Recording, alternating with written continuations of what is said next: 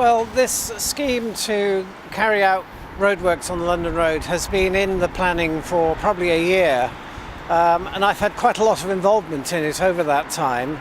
And so the decision that I've only just found out about last week, when I walked down here and noticed all the trees had disappeared, has come as a complete surprise to me. What I now know is that the council, unbeknown to me, has been talking about removing the planters that we see behind me because they say they are a safety measure because vehicles pulling out of side roads can't see along the London Road. I think that's a bit doubtful, and one of the things I've discovered is that there was a safety audit carried out in 2014 which gave the access a clean bill of health. Now, I haven't seen the report myself, but I've been told it exists. So I feel pretty unhappy about this. I'm the ward councillor for this area, along with Fiona Derry. We have not been told, as far as I'm aware, that these planters are to be removed, and I think it's a huge waste of money to remove them at a time when the council is so cash-strapped.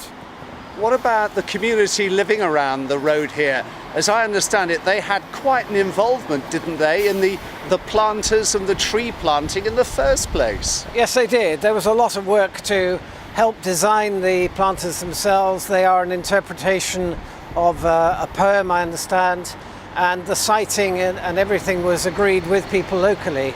And with that knowledge, I knew that anything that happens on London Road is of interest to people who live here. So last autumn I arranged for highways officers to talk to the London Road and Snow Hill Partnership, which they did. I think there was a community event or drop-in at the Gateway Centre. But as far as I know, what is now proposed to happen was not discussed explicitly with people at that time. So people have now started to contact me and say, well, what the hell's going on? And of course, I'm finding out more and more every day. You mentioned the Gateway Centre, which reminds me this road is very much the city's gateway, the gateway to Bath. Yeah. I mean, all that money was spent putting in planters and trees, surely to enhance the environment, maybe in a small way to absorb some of the terrible pollution that this road experiences. Yes, this is the most polluted section of road in Bath.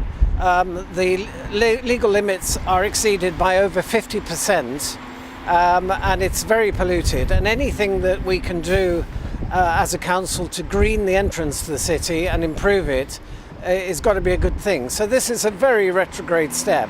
It really turns the clock back, and I think vehicles have got too much dominance in the city. I've always felt that, and this is just an insult really to the people who walk and cycle around the city.